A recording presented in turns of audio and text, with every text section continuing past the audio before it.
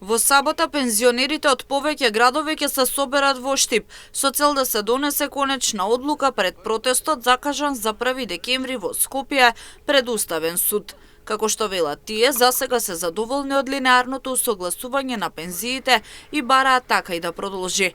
На таков начин, според нив, нема да се прави дискриминација на пензионерите со минимални примања и оние кои земаат повисоки пензии.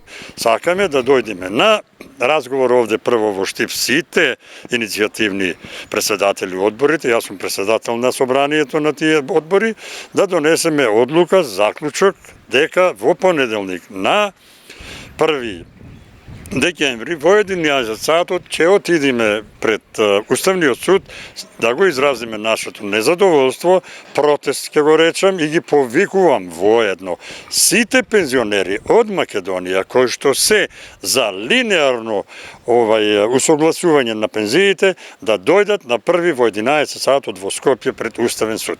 Со линеарното покачување на пензиите, сите пензионери без разлика колку им е месечната пензија, добиваат идентично покачување, со што се намалува дискриминацијата, вели Митев. Институциите, посебно Уставниот суд и другите институции што се наоѓаат во законодавството, односно во судството, прават некои обструкции, кои обструкции делуваат врз луѓето. Делуваат посебно за категоријата пензионери со минимални пензии и на крај крајава ќе видат што значи борба против алчноста и егоизмот што постои во Уставниот суд.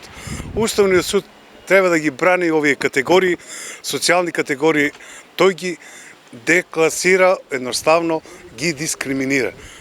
Минималните пензии и граѓаните што се работеле за они да земаат толкови плати и толку да имаат да си делат плати и то невидени плати.